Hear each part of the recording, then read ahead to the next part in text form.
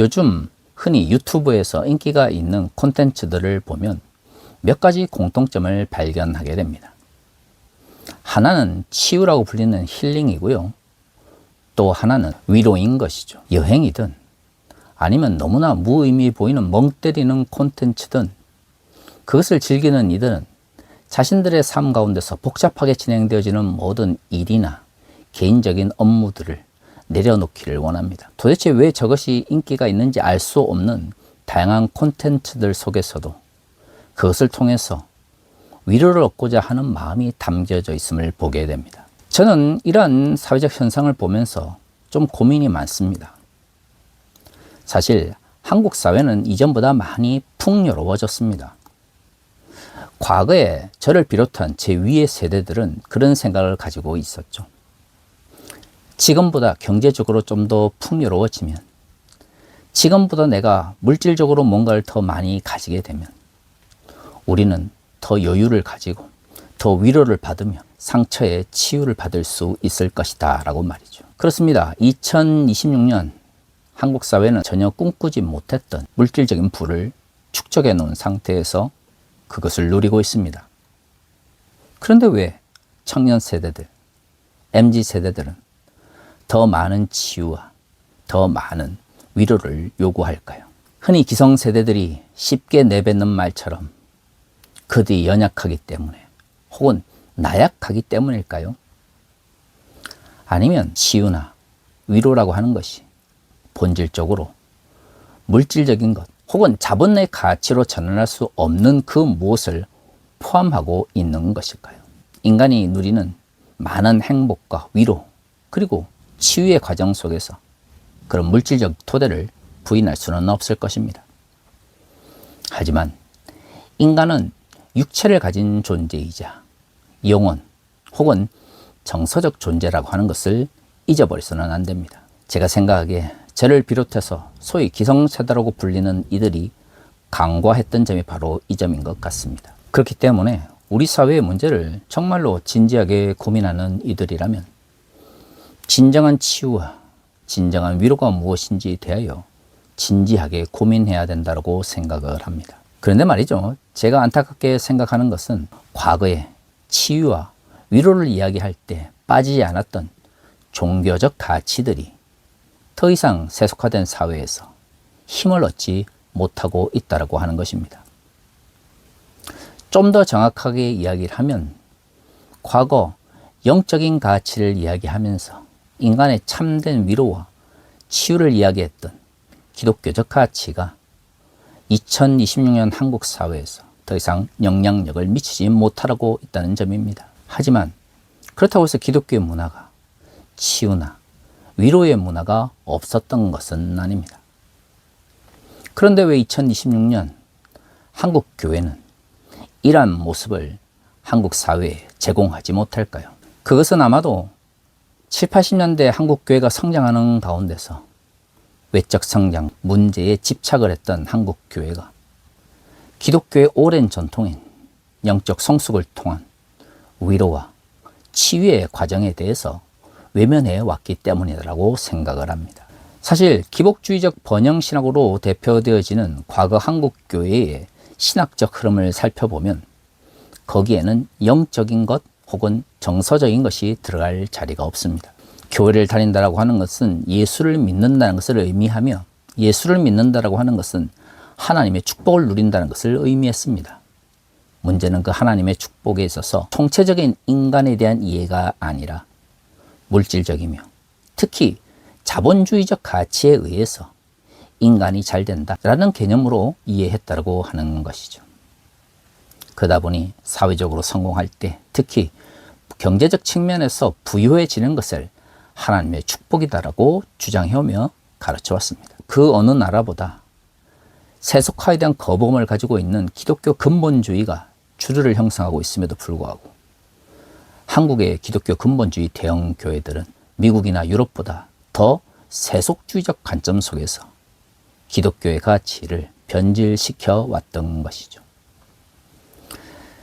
20세기 한국교회 성장을 가만히 살펴보면 도대체 논리적으로나 합리적으로 설명할 수 있는 것이 별로 없습니다. 근본주의 대형교회들이 내세웠던 종교 분리처럼 앞으로는 분명 정치와 종교가 분리되어 있다고 주장을 했지만 실질적으로 군사 독재 세력과 결탁하여 뒤로는 이익을 누려왔던 것이 근본주의 대형교회의 어두운 과거였죠. 여기에 무슨 논리적, 합리적 설명이 가능합니까? 교회가 하나님의 말씀이나 하나님 나라의 가치가 아니라 이해관계나 이권을 위해서 아무렇게나 내뱉는 말이 자신들의 신학이 되었던 시대를 살아왔다니 말이죠. 2026년 한국교회는 그때보다 더 나아졌을까요? 그런 것 같지는 않습니다. 교회의 몰락, 교회의 위기를 말하는 시대에 한국교회는 진정한 위기의 원인이 무엇인지도 제대로 알지 못한 채 기독교적 가치와는 아무 관계가 없는 다양한 세속적 방법들에 집착을 하고 있습니다.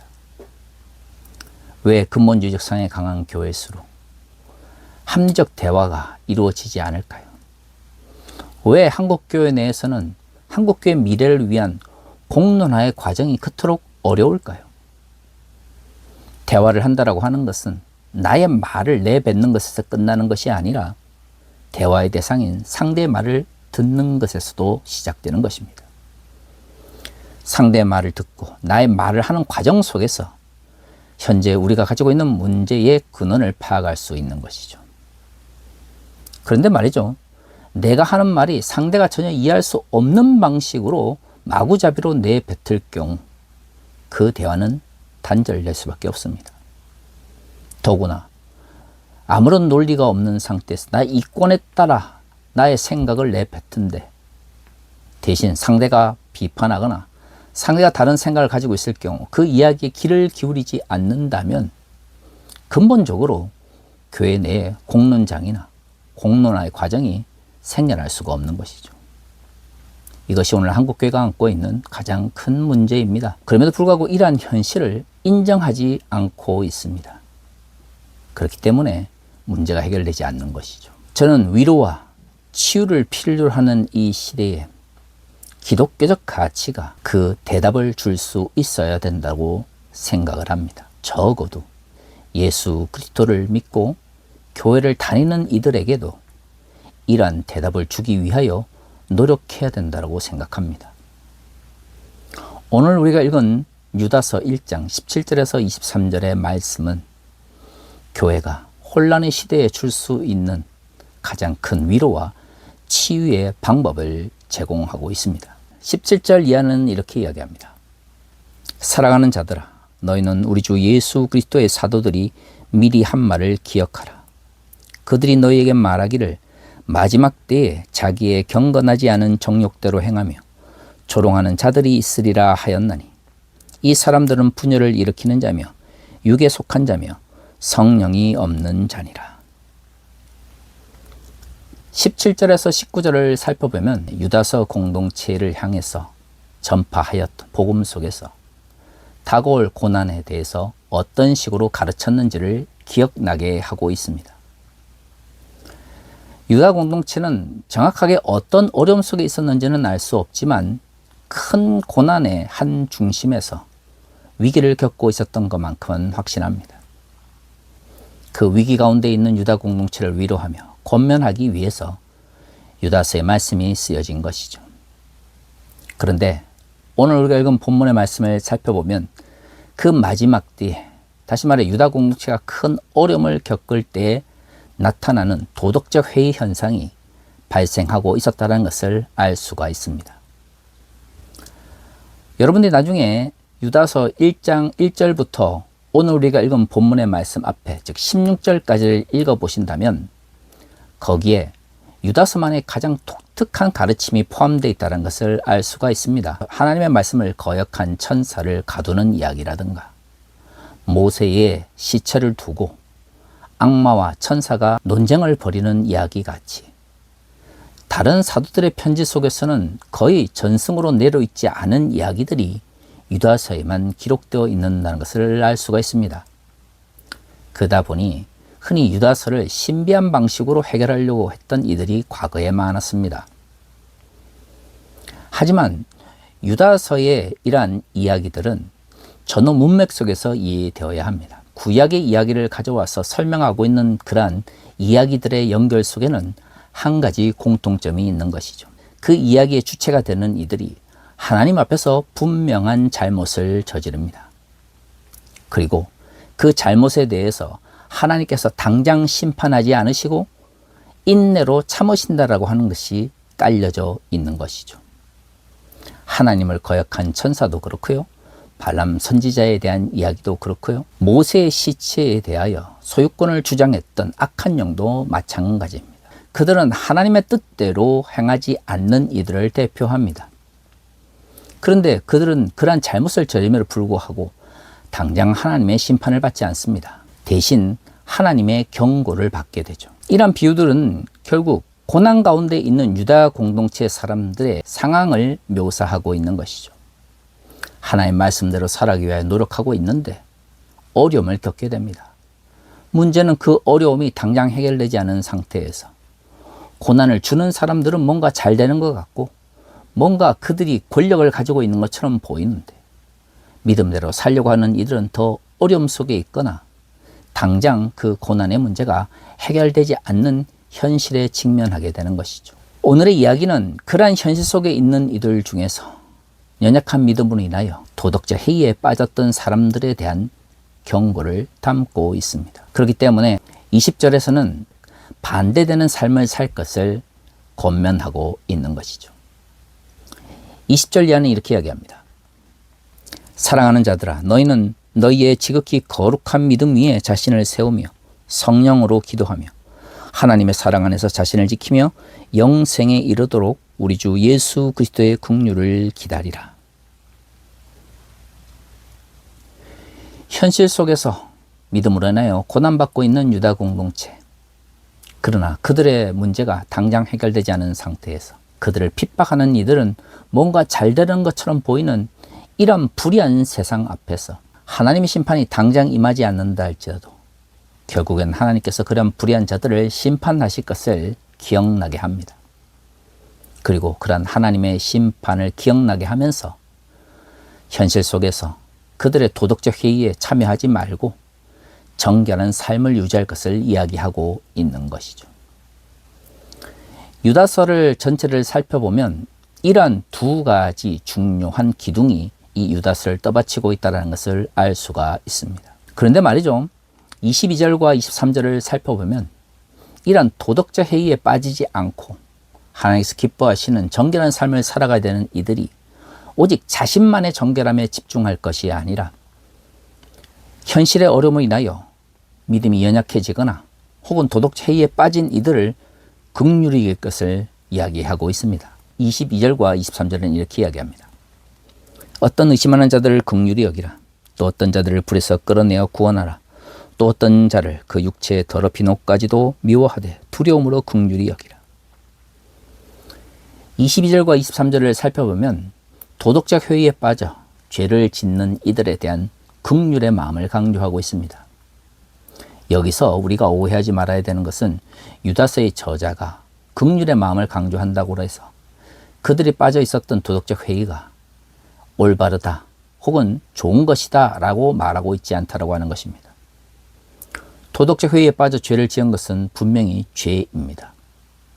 그것은 하나님 앞에 용서를 구하고 돌이키며 다시는 돌아가지 않도록 위하여 치열하게 노력해야 되는 과거의 잘못된 삶의 행태인 것이죠. 자신을 지키는 이들이 해야 되는 것은 그러한 이들을 긍휼히 여기는 것입니다.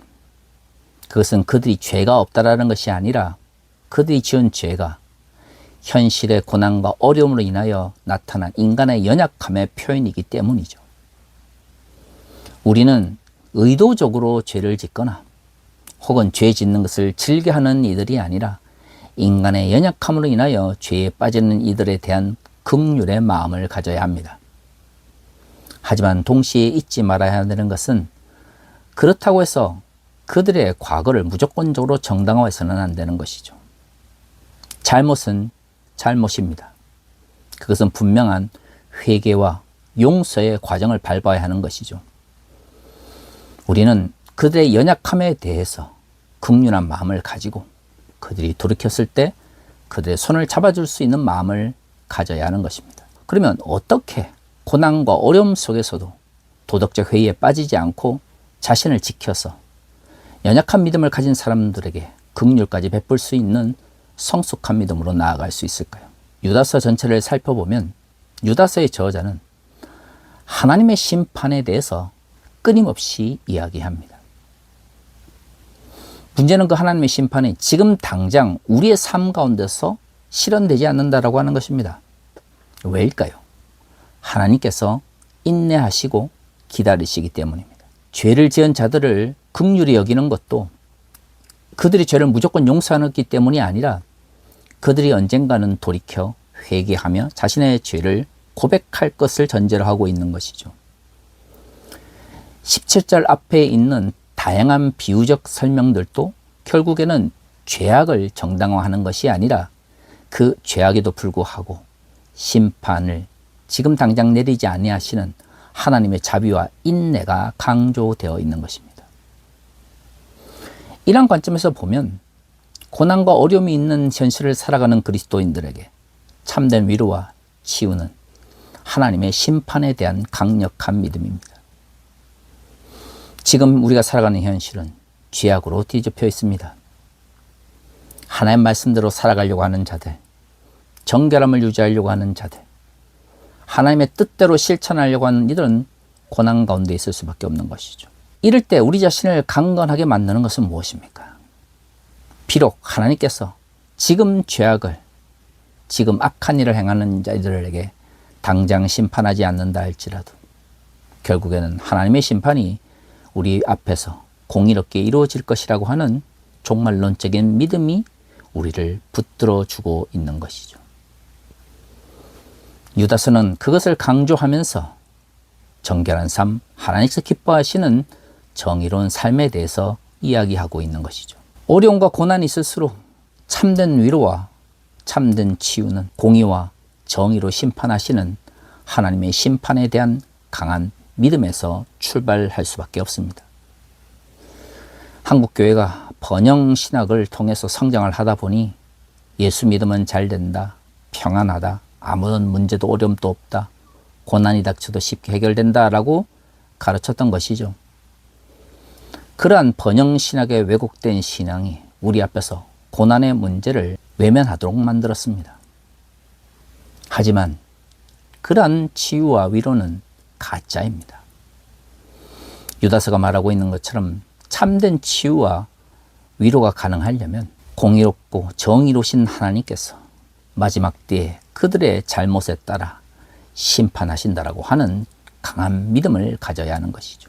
사랑하는 성도 여러분, 우리 시대의 한국교회가 회복해야 될 진정한 위로와 치유의 길은 무엇입니까? 기복주의나 번영신학과 같이 잘못된 혹은 거짓된 방식으로 사람들에게 위로를 팔아먹으려고 해서는 안 됩니다. 그것은 하나님의 은혜를 상품으로 만드는 죄악인 것이죠. 기독교의 치유와 위로는 공의로우시고 정의로우신 하나님께서 결국에는 인간의 삶을 심판하실 것이라고 하는 종말론적 심판에 대한 믿음에서 출발해야 합니다.